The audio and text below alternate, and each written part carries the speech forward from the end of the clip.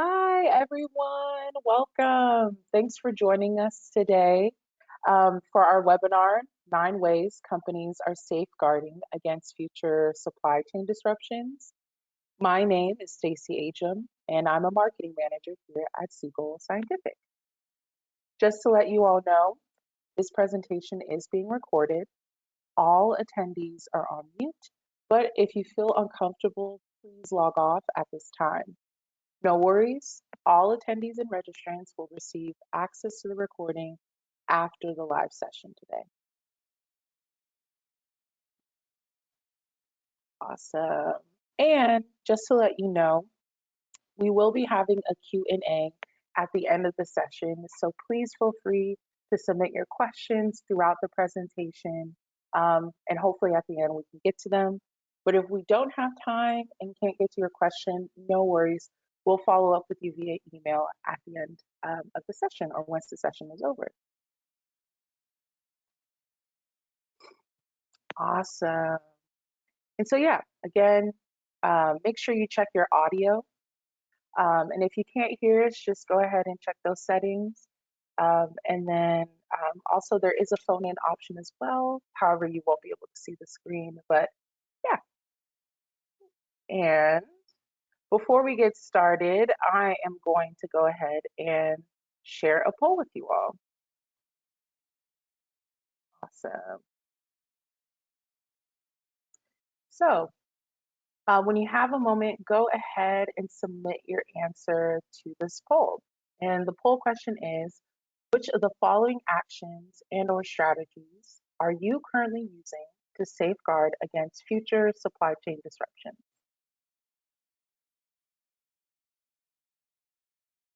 So go ahead and submit your response.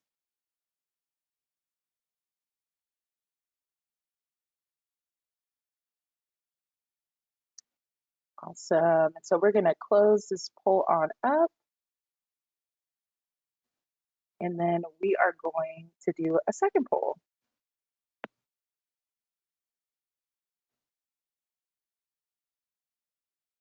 And so this second poll is, what actions and/or strategies are you considering to enhance supply chain visibility?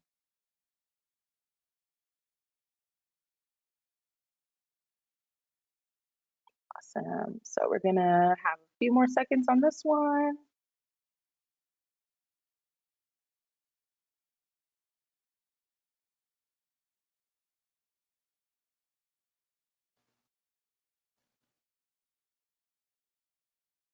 Awesome. Okay, we're gonna close this poll on up.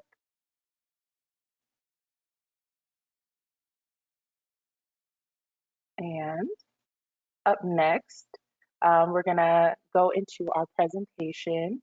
And I'm so excited for you all to meet with or to have the pleasure to listen to our Director of Marketing, Elizabeth Sinclair.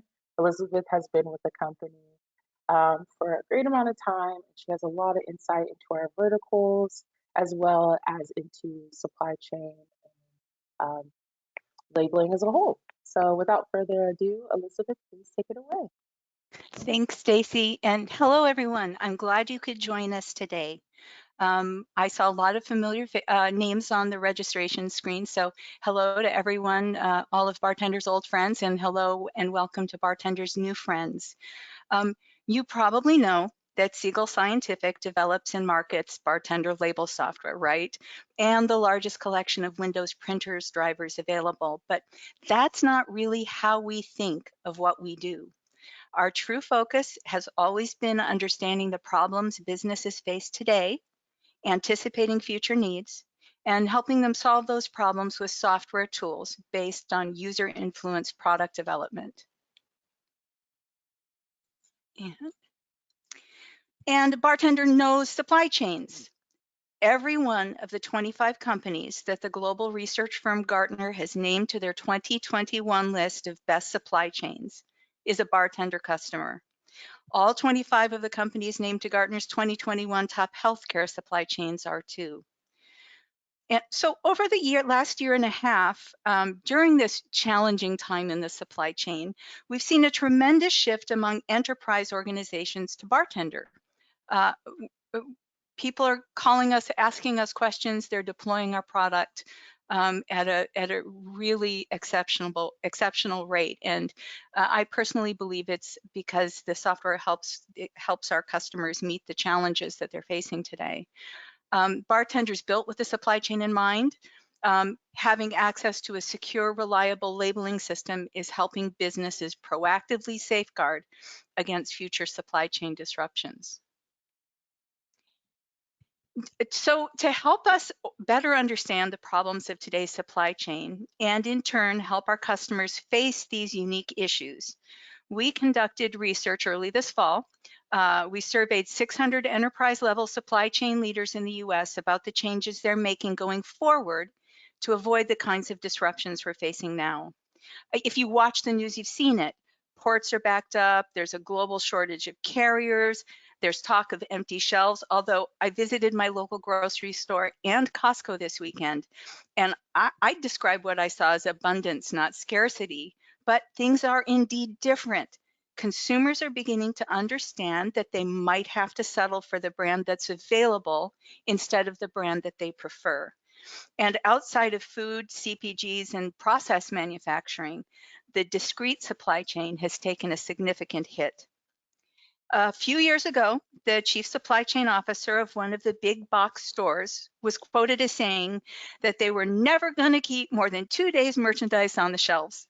Um, the goal of lean supply chain initiatives has traditionally been so efficient that a company can squeeze out every dollar.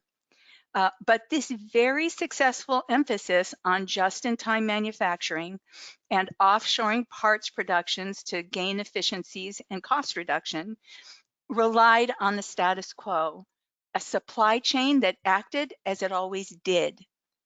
When the pandemic hit, production came to a halt region by region, and logistics were held up by a lack of assets and personnel. And our lean and efficient supply chains couldn't pivot. There was no room built in for variance. 94% of the Fortune 1000 saw coronavirus supply chain disruptions in 2020. Some supply chains shut down entirely. Some were unable to source materials to meet customer demand. There were several root causes, like shortages of PPE for frontline employees, leaving them unable to work, shortages of raw materials, there's a drop in consumer demand and sales. So over the years, though, many companies spent time, effort, and substantial investment creating really complex global supply chains. They couldn't have anticipated the potential for disruption that COVID posed.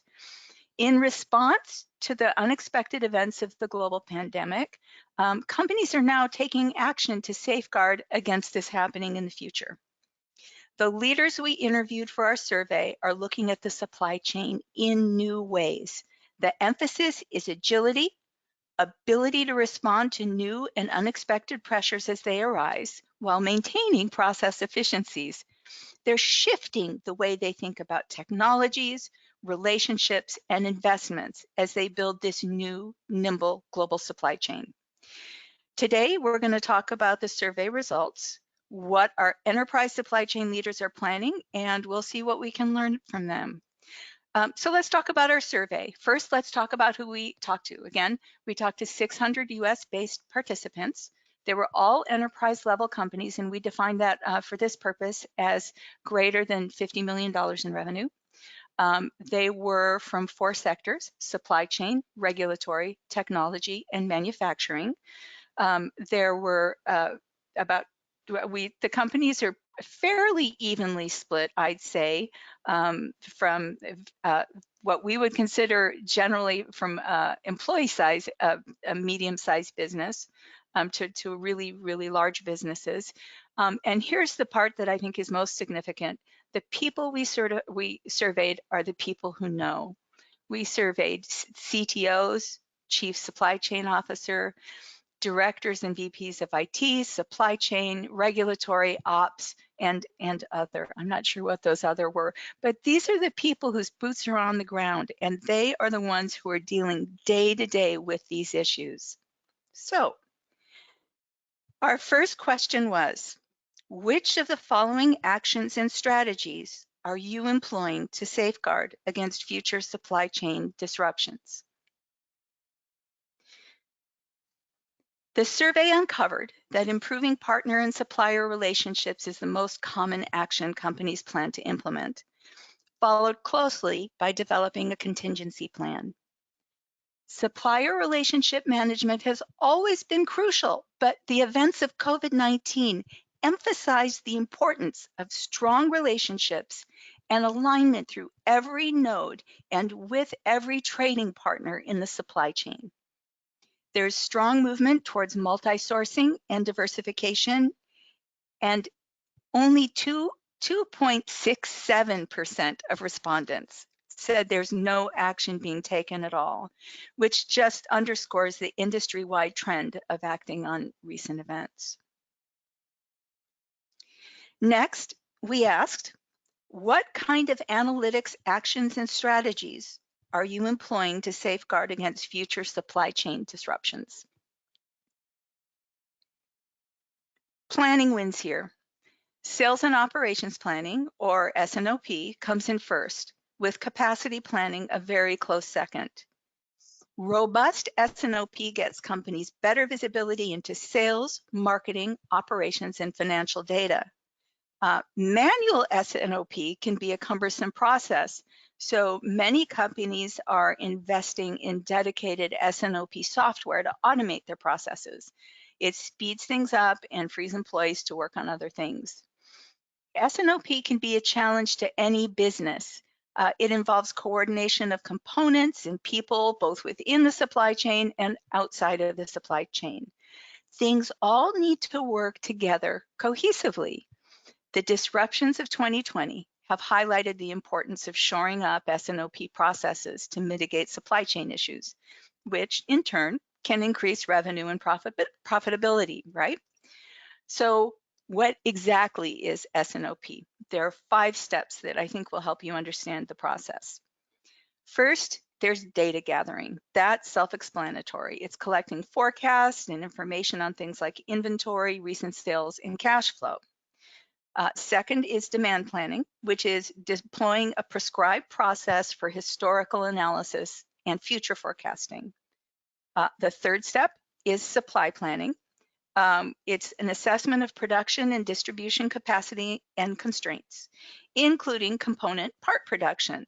So in the case of a motorcycle, say, a discrete manufacturer of motorcycle, the speedometer might be built in China while the bike is assembled in France. Or a laptop computer, for example, might be manufactured in South Korea, but component parts come from all over the globe. Constraints might include transport and logistics, labor laws, customs clearance and tariffs, accessibility of raw materials. And this is actually where things went terribly awry during 2020. Getting the parts and pieces for manufacturing delivered on time and in full stopped happening. The fourth step is reconciliation, which is taking all that information and planning data gathered in steps 1, 2, and 3, measuring them against financial requirements and company objectives. And then finally, the executive review, executive meeting. This is when executive stakeholders receive recommendations from the S&OP team, review the plan, and hopefully approve it, approve a final version. So capacity planning, which is the second most popular response, and in fact almost tied for first, it can be part of S&OP planning. It involves determining the ability of a production line or other function to meet demand. Capacity planning based on the old pre-COVID supply chain rules created the great toilet paper shortage of spring 2020. And when I think of that, I capitalize that great toilet paper shortage. And so here's an interesting fact. If you use toilet paper, it's very likely that bartender has provided the supply chain data carriers, like labels and barcodes, that got you the tissue from the manufacturer to the store where you bought it. Last year, we talked with our pulp and paper manufacturing customers about the shortage, and the problem wasn't production capacity. There was plenty of capacity on the lines. The problem was in capacity planning. Commercial and industrial toilet paper comes in a different form than the tissue you use at home. Let's think of giant rolls of scratchy paper that fit on industrial stainless dispensers versus small, dainty rolls of soft two-ply. Manufacturing lines were tooled at the appropriate ratio for a workforce that was spending 40 hours a week or so in the workplace, not every one of the 168 hours in a week at home. There was tremendous demand for home use product, but the production lines couldn't keep up. Next, we asked, what technologies are you employing to safeguard against future disruptions? There's a fairly close split here among traceability, transparency, remote work enablement, analytics, and automation technologies. Deloitte talks about supply chain transparency this way. It goes beyond gaining visibility into the extended supply chain. It is the process by which a company takes action on the insights gained through greater visibility in order to manage risks more effectively. A recent survey by Geodis showed that only 6% of enterprise organizations surveyed felt they had complete supply chain visibility. 77% said they had no visibility or a limited view. But there's good news here. Visibility is achievable, and we've helped some of the world's largest companies create transparent supply chains using Bartender to create data carriers. The foundation of the supply chain visibility is the data carrier, the label, the barcode, the RFID tag. You can't see or track an item in the supply chain if you can't identify it, if it's not marked. Our survey also revealed that 52.5% of participants said their company shifted from an in-person environment to a more distributed or remote model of business following the events of 2020. This abrupt transition required organizations to quickly pivot, source, and implement tools that enable workers to perform the same tasks from different locations. Adapting to a new work environment became imperative. Our societies did a really remarkable job of quickly transitioning from on-site to remote work last spring and staying really productive. It proved to many doubters that work from home doesn't mean goofing off in your pajamas all day. It means working hard in your pajamas all day. Unless, of course, you have a Zoom meeting scheduled. In that case, you put on a sweater over your PJs and actually brush your teeth. And no questions about my current hygiene or clothing status, please. An unnamed bank executive recently discussed Chase's CEO, Jamie Dimon's declaration that all Chase employees were going to return to this office. This exec from another large bank implied, maybe with glee, that Chase's decision was going to be great for his company.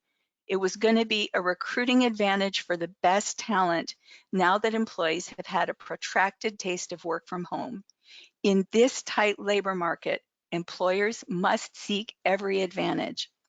So Zoom came along at exactly the right time. So did Microsoft Teams. We can look forward to new technologies coming forward to enable work from home now that it's becoming an expected practice. And let's face it, enabling employees to work from anywhere increases that crucial agility that supply chains seek to avoid disruption. So our next question was, what automated technologies are you employing to safeguard against future supply chain disruptions? We find that in times of economic uncertainty or downturn, such as the Great Recession of 2008 or our current global pandemic, companies increase their investment in automation technologies. These slow periods offer companies a chance to hone systems and processes, maybe even engage in S&OP, and think about ways to build speed into a system while reducing variability. Automation is usually one of the solutions they land on. Our supply chain execs are leaning towards cloud logistics, which will increase supply chain agility, right? Because you can access your data from anywhere. And artificial intelligence, which along with machine learning are important new technology trends expected to transform the way manufacturers go about their business. Predictive analytics, warehouse automation, and Internet of Things investments also score high. So an increase in digitization or automation has the potential to vastly improve the efficiencies and the time it takes goods to travel from end to end in the supply chain. Gartner says over the next couple of years, more than 80% of organizations plan to develop the capabilities for a digital ecosystem to support the most critical future supply chain strategies: resilience, agility, and purpose-driven organizations, and ultimately to improve the customer experience. To me, a surprise here is that only 28% of respondents cite investment in digital twin technology. If you've logged into any of our previous presentations, you've likely heard me quote IBM, which says, "A digital twin is a virtual representation of an object or system that spans its life cycle, is updated from real-time data, and uses simulation, machine learning, and reasoning to help decision making." In plain English, this just means creating a highly complex virtual model that is the exact counterpart or twin of a physical thing. There are tremendous implications here for understanding how products are performing and where exactly they are in the supply chain. The term digital twin only really entered the literature sometime in the past 2 years or so. So our survey execs might not have been exposed to this concept. Our next question: have you reshored production and sourcing to reduce risks? And no surprise here, 80% of participants told us they've reshored or are planning to reshore production and sourcing, targeting specific supply chain goals, which are better control, efficiency, and most importantly, stability. Over the last few decades, much of US global manufacturing has been sent offshore, away from the consumer market, in search of things like less expensive labor in manufacturing and less stringent workplace and environmental regulation, which can add real cost to production. Companies have found previously that it's less expensive to factor in the price of the transportation and logistics required to move components and products across oceans and continents than to manufacture items close to where they'll be consumed or used. The cost cutting, though, had a tremendous impact in 2020 and does still. It creates complexities that companies haven't been able to accommodate in these times of serious supply chain stress.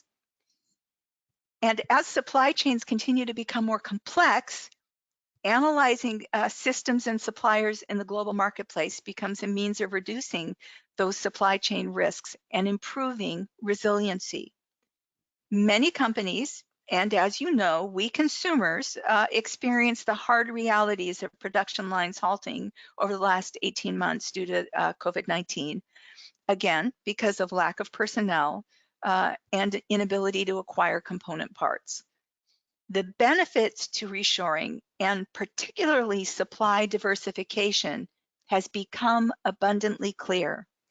In Harvard Business Review's article, Global Supply Chains in a Post-Pandemic World, it says, the obvious way to address heavy dependence on one medium or high-risk source, a single factory, supplier, or region, is to add more sources in locations not vulnerable to the same risks. It's the same thing our financial planners have been telling us for years about our portfolio. Diversification mitigates risk. We asked our customers for details about this.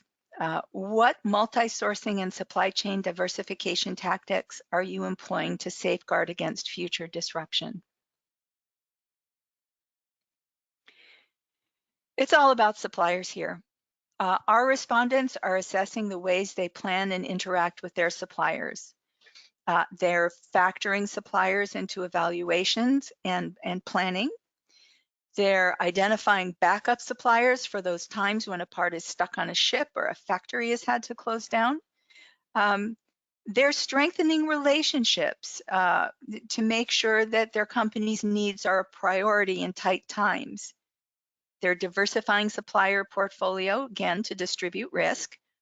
And they're doing a better vetting of their supplier community. Are they reliable? How likely are they to shut down or be able to come through for any other reason? We all understand that supply chains are highly dependent on suppliers, and when operations run smoothly, suppliers can be taken for granted. The disruptions caused by COVID-19 have made it abundantly clear that adequate planning has to involve factoring suppliers into the equation, and that neglecting to do so will only result in inaccurate planning and future disruptions. So our next question, we ask them to rate their agreement with this statement. To safeguard against future supply chain disruptions, our company is focusing less on sourcing from lower cost suppliers in favor of suppliers with more flexibility and resilience. The majority said they strongly agree or agree, and only 6% disagreed at all. Cost will always be a main driver when choosing suppliers, but another lesson from this past year is it should never be the only driver, and the cheapest option might not be the best one. The focus has shifted from seeking the lowest cost supplier to sourcing with a supplier with more flexibility and, most importantly, with higher resiliency. Then we asked, what actions are you taking or considering to enhance supply chain visibility? Survey says, our survey participants told us that they're adopting new technologies and increasing communication. And these two priorities are actually intertwined. New technologies geared towards enhancing supply chain visibility also increase communication in the supply chain. Improved visibility and communication allow organizations to collect better information and, in turn, improve their supply chain planning and execution. The results of enhanced supply chain visibility range from improved efficiency and reduced risks to increased profits and better customer satisfaction. Maybe most significantly from this survey question is that only 3% of respondents said they were taking no action to adopt new technologies.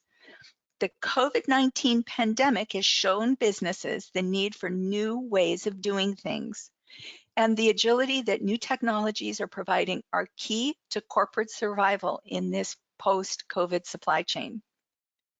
Recruiting the right talent came in third, and we haven't talked enough here, I think, about the importance of people in the supply chain. We talked a little bit about remote work, but our next and last question gets to the heart of the matter and a new framing of priorities.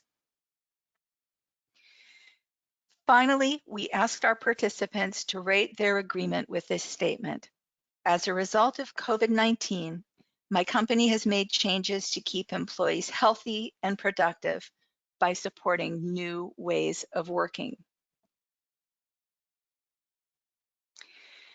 Despite the fact that many of our surveyed executives in an earlier question said they were turning to automation technologies, implying less reliance on people and in turn fewer jobs, companies instead realize that human beings provide the fulcrum on which the supply chain rests. The majority of our respondents said that their company has made changes to keep employees healthy and productive. Nearly half of those surveys responded that they strongly agree.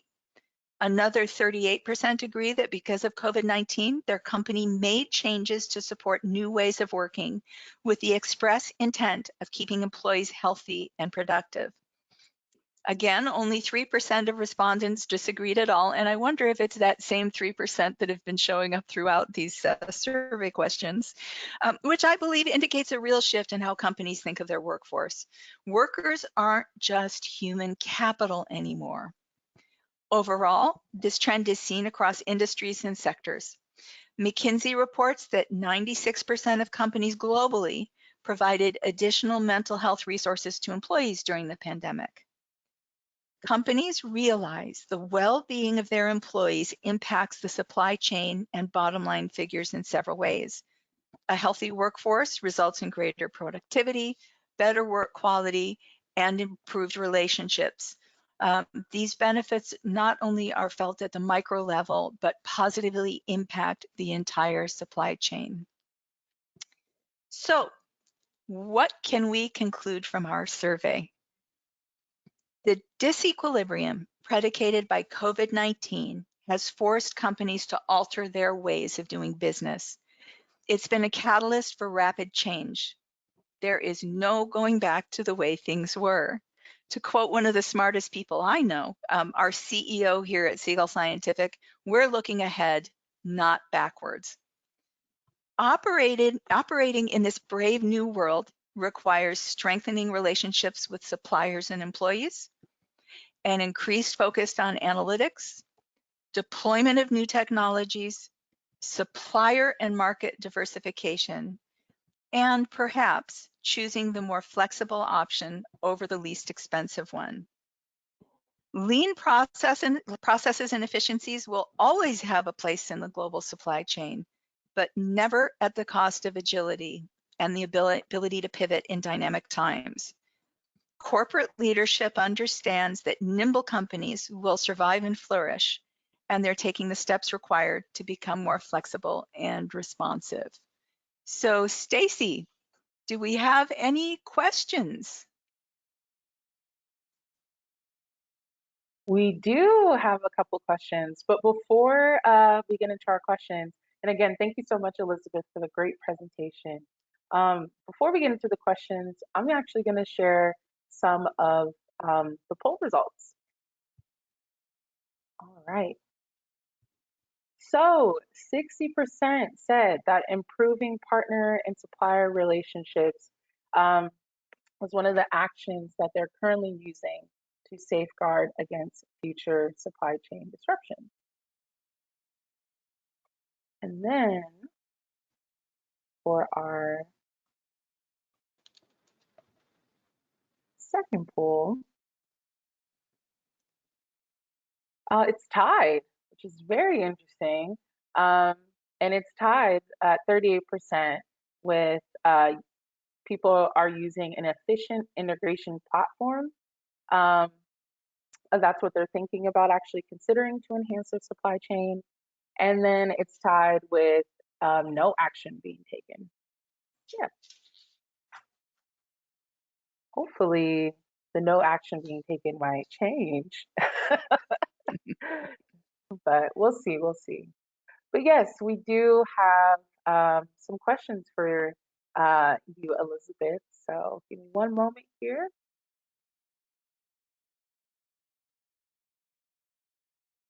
Awesome. So the first question we have, the organization I work for has less than 100 employees and is resource constrained. Any recommendations on the actions I should take immediately, or are all of these actions applicable to small businesses?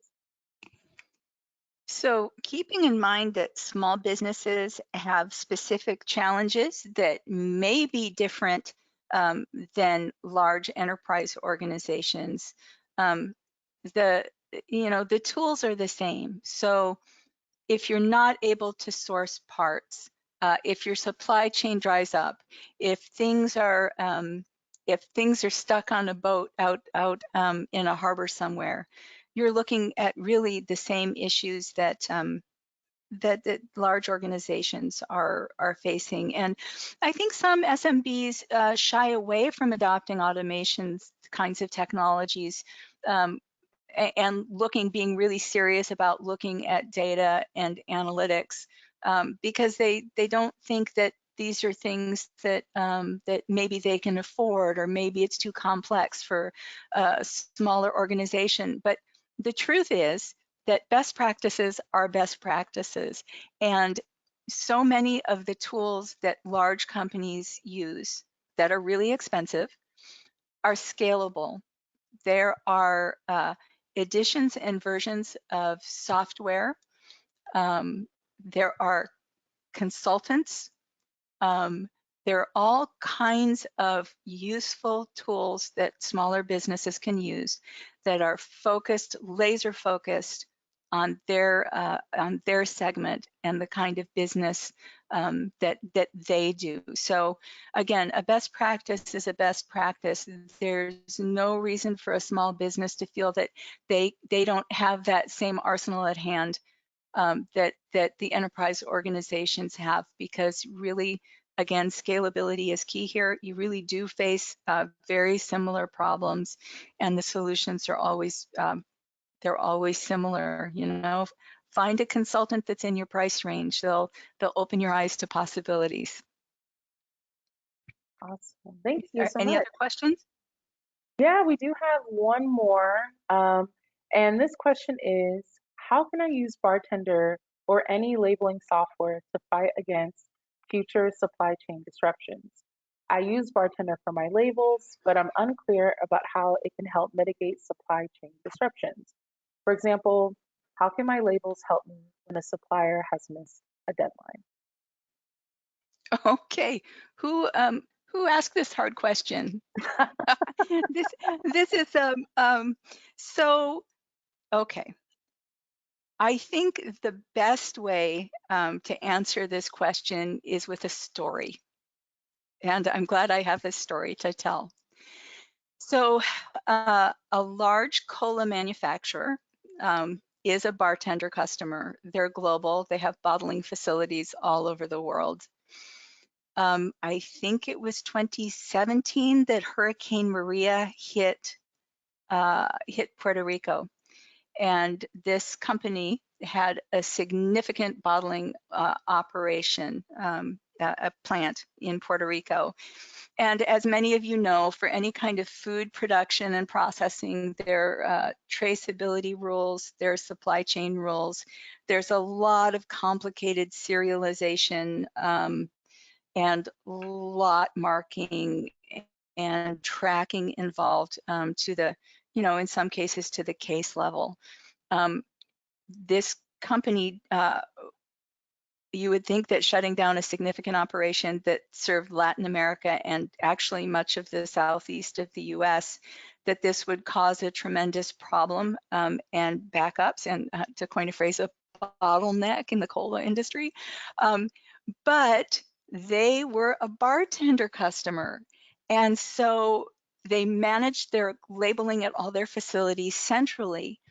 So by just essentially ticking a box, going into their into Bartender, they were able to shift lot production data, serialization, any kind of variable data identification to their Houston plant, and they didn't miss a beat. They missed no shipments.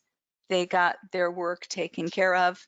And so I mean, to me, that is the ultimate using Bartender software to mitigate supply chain disruption stories. Um, again, I think that many of our customers don't understand the scalability and the agility that a software like Bartender provides. If you're on this call and you'd like to know more about that, I think you'll get the deck from us. My email address is on the first slide. Please send me an email. I'd love to hear about the problems that you're facing in your industry. I'd love to hook you up with the smart people in my company that understand how technology can help you solve those problems. And with that, I thank you for spending some of your Thursday morning, afternoon, or evening with us today, learning about our survey and supply chain. Awesome. Thank you so much, Elizabeth.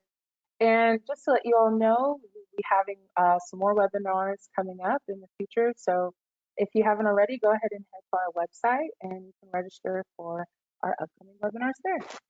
Thank you all so much and have a great one.